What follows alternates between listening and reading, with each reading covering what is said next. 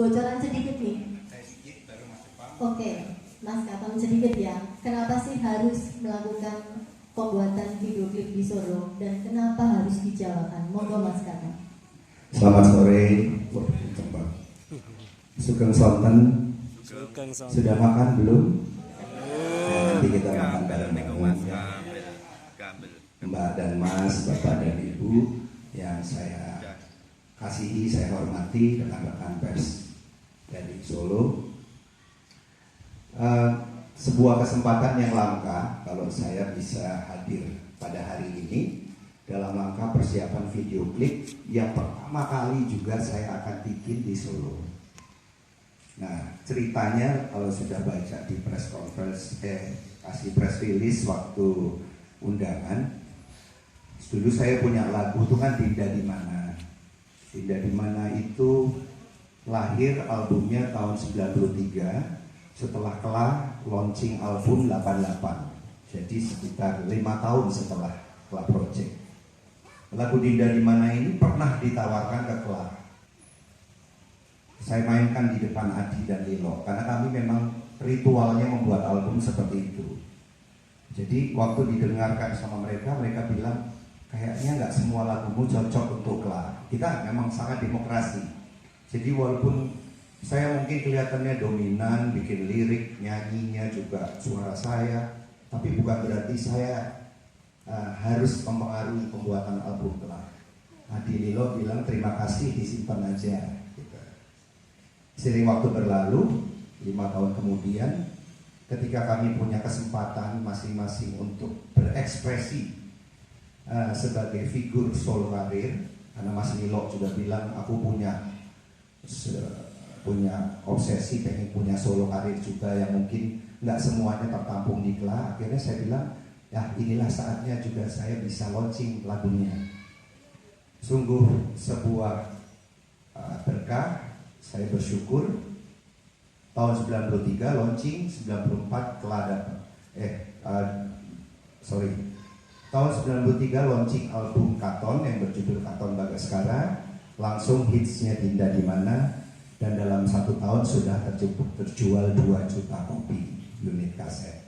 Itu buat saya sebuah prestasi karena waktu itu album Kelar juga terjualnya masih 250.000, 300.000.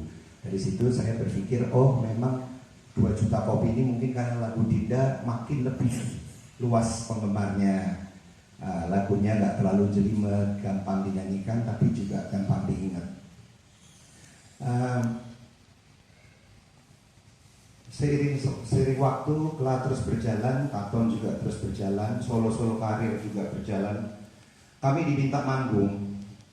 Nah kalau diminta manggung ini susahnya gini, Kelar Project itu nggak mungkin nyanyiin lagunya Katon karena di situ ada Adi sama Lilo. Mereka nggak mau dong lagunya pernah ditolak, terus penontonnya minta lagu Dinda dong gitu. Ya pasti mereka sungkan untuk membawakan karena buat mereka ini kan lagi konsernya Kelar. Tapi kalau lagi konsernya Katon Solo, justru malah saya lebih nyaman membawakan lagu Dinda. Ada lagu Negeri di Awan juga, ada lagu Cinta Putih. Di samping itu, mungkin mereka pikir ini suaranya udah Katon kok minta nyanyi lagu Kelar, nggak boleh. Ya boleh, karena lagu Kelar juga ciptaan saya. Kalau secara copyright ciptaan saya ya boleh saya nyanyikan sendiri. Ya, dari situlah akhirnya kami mempunyai 2 karir show Katon Solo dan show Kelar Project. Ini saya ceritakan dulu historisnya supaya nggak bingung. Seiring waktu sudah berjalan, saya mengamati musik terakhir-terakhir ini, saya semakin semangat kembali. Ketika musiknya Mas Didi Kempot, idola saya kok, wah naik lagi. Dan penggemarnya juga sudah semakin luas, semakin anak-anak muda juga bisa nikmatin gitu. Bukan cuma old school gitu loh, ya kan? Dan ini buat saya sebuah fenomena yang harus kita hargai, bahwa kembali ke akar lagi gitu loh. Lagu-lagu Jawa digemari lagi dengan gayanya yang gayanya yang romantis, tapi tetap bisa buat joget, buat dance. Anak muda itu seneng gitu loh. Nah, saya melihat saya belum pernah mencoba wilayah ini, gitu. Bapak, Ibu, Mbak, dan Mas. Saya tiba-tiba, namanya seniman itu mengikuti intuisi. Intuisi saya bilang, Bu, ya saya nyanyiin lagi ya lagu Dinda yang dulu pernah terjual 2 juta kopi ini. Itu 2 juta kopi belum bacakannya ya Bapak Ibu ya. Zaman itu kan sudah ada bacakan juga. Jadi saya semangat. Begitu pulang dari Solo terakhir di Park Mall itu, saya show maklah. Terus orang juga pada nanya, Mas lagu Dindanya mau gak dibawain? Wah ini makin banyak lagi yang minta.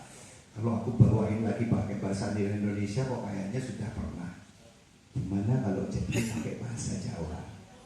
Saya ungkapkan ke teman-teman di Solo, ternyata tersambut baik. Ya Mas, menarik sekali. Manajemen saya juga bilang, bagus sekali. Ayo dibagikan supaya akhirnya anak-anak yang baru ini, yang muda-muda, yang milenial juga bisa menikmati dari angle yang beda. Sesuai dengan trennya sekarang itu. Trennya pakai bahasa Jawa. Nah disinilah kebesaran Tuhan, jalan semesta. Akhirnya bersambutlah saya ketemu sama Mas Jepang. Mas Jepang ini kalau ada yang belum tahu, beliau adalah orang di balik semua musik-musik campur sari dan dangdut Jawa, termasuk Pak Didi Kempot. Beliaulah juga yang mengaransemen banyak musik penyanyi-penyanyi lain yang sejenis. Boleh respect sama Mas Jepang. Nah Mas Jepang ini saya kasih penawaran, Mas gimana kalau lagu Dindanya kita buat Jawa. Dia semangat sekali. Tapi saya bilang, saya bikin lirik lagu Jawa itu nggak gampang. Apalagi kayaknya Mas Didi Kempot, bukan ranahnya saya. Saya bagikan aja isi lirik lagu Dinda seperti apa. Mas Jepang yang translate, tapi translate-nya bebas. Terjemahkannya bebas, jangan terjemahkannya itu jadi baku, malah ntar rimanya sajak di bawah, di belakangnya itu nggak sama gitu. Kan beda ya Indonesia sama Jawa. Jadi Mas Jepang ikut mengubah lirik Jawanya gitu. Tepuk tangan lagi dong. Nah sebelum saya menggeser mikrofon saya ke Mas Jepang, ketika saya merasakan bahwa energinya kok semua dari Solo, saya berpikir udah semuanya bikinnya di Solo aja. Ya kan, musiknya orang Solo yang main, video klipnya juga Solo aja. Ambil lokasi-lokasi heritage-nya Solo, itu kita angkat sama-sama. Ambil kangennya kita sama Solo, ambil rasa cintanya kita sama Solo. Jadi kalau misalnya Mas Didi Kempot ada sobat ambyar, kita sobat kangen. Karena Dinda di mana itu isinya kangen, bener gak? Bukan patah hati. Dinda di mana kau berada? Rindu aku ingin jumpa. Jadi kangen gitu. Nah kangen ini harus ditunjukkan. Dan kelihatan saya juga lagunya Club Project udah identik sama Jogja, udah identik dengan video klipnya juga ada Taman Sari ya Mas Opik ya, ada apa namanya Prambanan ya kan, ada ke jembatan apa itu namanya yang di Jogja kok aku lali ya, Janti Gondolayu apa ya, ya ada Malioboro. Nah Dinda di mananya dikasih video Solo. Nah itulah kenapa akhirnya kita semua mau kerjakan di Solo. Jadi sobat kangen, Bolongaton sobat kangen. Kalau saya nggak mau ambiar, saya mau kangen aja. Lebih enak gitu saya. Kalau ambiar sudah pecah berantakan di lem susah ya Mas ya. Kalau kangen ditemuin enak lagi, ya kan. Nah monggo, ini Mas Jepang, tolong ceritakan bagaimana proses pengarang aransemennya, mengarang liriknya, ya toh. Terus bagaimana juga sampean menerjemahkan musiknya dengan gaya kekinian, gaya campur sari koplo ini coba. Assalamualaikum warahmatullahi wabarakatuh. Saya itu tidak ketemu Mas Katon itu 20 tahun. Terakhir itu tahun 2000 waktu acara di salah satu TV swasta di Ancol secara langsung. Terus nggak ketemu hampir 20 tahun. Tahu-tahu telepon, bro ada ide gitu, Mas beneran ini berani bikin lagu Jawa, berani. Saya juga kaget. Terus saya berpikir, wah ternyata Mas Katon cerdas juga ini. Ambil apa ya, yang lagi tren. Oke Mas, kita bikin. Oke bro, bikin saya jawabannya. Wah, pertama saya bikin acak-acakan. Saya nggak belajar dulu kalau Mas Katon itu orangnya puitis. Saya kan puitis semua. Setelah itu bro, itu yang posisi akun puitis bro. Waduh, harus buka Google dulu. Akhirnya semua, saya sangat berterima kasih pada Mas Katon. Beliau mengangkat Solo ya. Jadi studio di Solo, rekaman di Solo, video klip di Solo, semua Solo, masukkan videonya juga Solo, semua itu di kita harus beri aplaus ke Mas Katon ya, karena Solo itu dunia. Harapan saya kalau ini nanti sudah rilis bisa mengangkat Solo seperti lagu Yogyakarta yang sampai sekarang masih abadi. Harapan saya itu. Terima kasih Mas Katon sudah percaya pada ya. Oke, Mas Jepang, terima kasih banyak. Boleh tepuk tangan buat Mas Jepang sekali lagi. Jadi kita ini masih dalam rangka preview, kita masih dalam rangka pre-release. Tapi adalah orang-orang istimewa, teman-teman pers yang boleh mendengar duluan. Jadi tidak ada siapapun yang boleh mendengarkan duluan. Bahkan saya terima kasih Pak Wali sudah siapin tempatnya. Beliau silakan Mas Katon dipakai buat launching. Saya terima kasih juga tadi Pak bilang ke Mbak, terima kasih untuk Pak Wali sudah menginjamkan tempatnya. Tapi beliau pun belum sempat dengar. Tapi beliau udah tahu, udah feeling gitu. Monggo dipakai kalau buat Solo, kita support secara doa dengan teman-teman juga, izin lokasi itu kan penting itu Mbak, ya kan? Dan lucunya talent-talentnya juga semuanya nanti mau dari figuran, dari pemain-pemain yang akan di sekitar kita melebur. Besok lihat syutingnya deh. Kalau bisa lihat syutingnya pasti seneng banget. Gitu. Karena melibatkan rakyat juga. Kolosal, melibatkan rakyat juga melibatkan putra dan putri Solo, ya kan? Melibatkan juga seniman-seniman lokal Solo, melibatkan pembatik-pembatik di Solo. Nah ini kan jadi indah banget. Ya kan saya bilang tadi ini kita sobat kangen Solonya itu biar tuntas gitu loh, dikeluarin semua di video. Nah dalam rangka itu secara adat Jawa saya diingatkan sama Pak Wali bahwa bikin tumpengannya dulu, ya kan, bikin doa bareng-barengnya dulu, terus undang wartawan supaya mereka tahu dari awal proses ini gitu loh. Jadi Bapak Ibu, Mbak dan Mas adalah orang-orang istimewa yang akan mendengarkan lagu itu. Tapi memang tidak perlu diviralkan dulu karena lagunya itu memang belum bisa di-share terlalu sering. Karena saya kalau nggak pakai videonya yang saya nanti udah terlanjur gimana gitu, salah denger ya, bener ya Mas Jepang. Prosesnya sudah hampir mendekati selesai, tinggal mastering. Mastering itu adalah ini. Kalau lagu sudah di mixing, sudah jadi. Tapi ketika lagu ini mau diputar di stereo system yang bagus atau cuma diputar di handphone atau hanya cuma diputar di earphone, itu ada nama proses terakhir namanya mastering. Umpama itu kalau saya gambarkan, kita bikin temboknya udah di plester pakai semen tapi belum diaci. Nah, mastering itu diaci yang benar-benar jadi halus banget gitu, sehingga bisa dilihat dari manapun, bisa didengar dari manapun, didengar dengan alat apapun. Itu yang belum kami lakukan. Tapi preview akan kita berikan nanti sebentar lagi. Saya kasih bocorannya dikit ini, liriknya Mas Jepang boleh ya? Boleh. Aku nek salah dikasih tahu ya Mas ya. Dinda angin godhong melu ngrasa, abote kangen tak sangga ana jero dodo. Wah, edan Pak. Edan tapi tenan.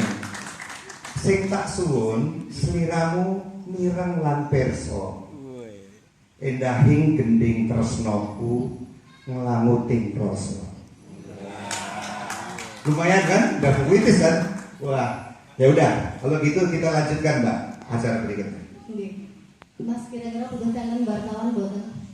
Butuh talent wartawan boten? Butuh sekali kalian wartawan. Iya. Udah pura pas lagi motret gitu.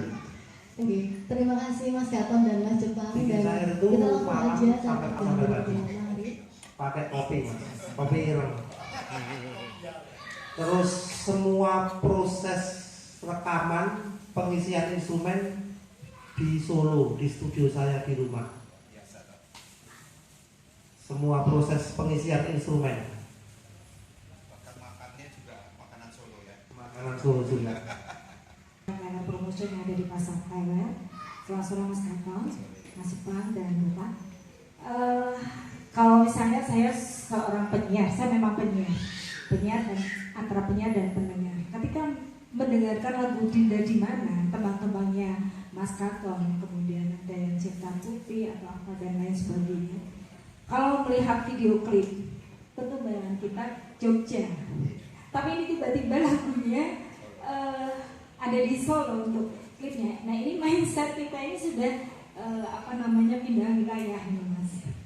Bagaimana untuk nantinya ketika publik ya biasa kan banyak ada yang nyinyir, ada yang suka begitu. Bagaimana menghadapi untuk itu Mas Katon? Dinda di Mana video pertamanya malah di hanggar pesawat. Kalau bisa lihat lagi di daerah Cirende sana lagi itu apa sih?